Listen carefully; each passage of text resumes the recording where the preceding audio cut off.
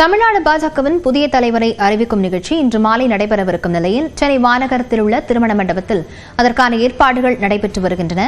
விவரங்களுடன் செய்தியாளர் சோமசுந்தரம் இணைந்திருக்கிறார். சோமசுந்தரம், அங்கு என்னென்ன ஏற்பாடுகள் செய்யப்பட்டு வருகிறது? போக்குவரத்து மாற்றம் எதுவும் இருக்கிறதா? வணக்கம் லாவண்யா. பாஜக மாநில தலைவரை அறிவிக்கும் நிகழ்ச்சி சென்னை அருகே வானகரத்தில் உள்ள ஸ்ரீவாரு வெங்கடாஜலபதி பேலஸில் இன்று மாலை நடைபெற உள்ளது. அதற்கான பணிகள் பாஜகவினரால் தீவிரமாக நடைபெற்று வருகிறது. தற்போது அந்த காட்சியை தான் நேரடியாக பார்த்து வருகிறோம். பாஜக மாநில தலைவராக நயினார் நாகேந்திரன் ஒருமனதாக தேர்ந்தெடுக்கப்பட்டுள்ளதை அடுத்து வானகரத்தில் உள்ள ஸ்ரீவாரு மண்டபத்தில் இன்று மாலை அறிமுக கூட்டம் நடைபெற உள்ளது.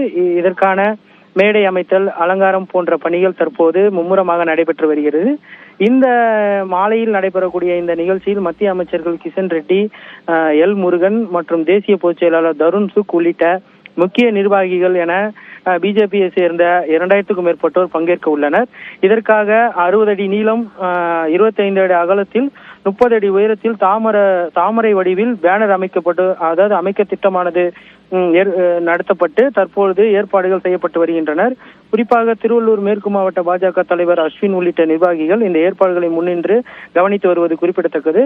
வரவேற்பதற்காக, அதாவது நயினார் நாகேந்திரனை வரவேற்பதற்காக அன்பு தலைவரே போன்ற பதாகைகள் வைக்கப்பட்டு வருகின்றன. பாஜக நிகழ்ச்சிக்கு பூந்தமல்லி காவல் உதவி ஆணையர் தலைமையில் 50க்கும் மேற்பட்டோர் போலீசார் தற்போது ஈடுபடுத்தப்பட்டு வருகின்றனர். தொடர்ந்து இந்த மண்டபத்திற்கு பாஜக நிர்வாகிகள் அடுத்தடுத்து வந்த வண்ணம் உள்ளனர்.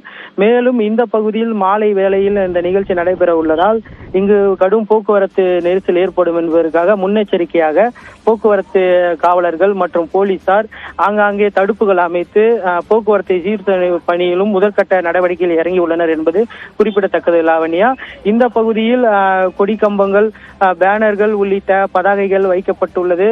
அந்த காட்சியை தான் நேரடியாக தற்போது பார்த்து வருகிறோம். விவரங்களுக்கு நன்றி சோமசுந்தரம்.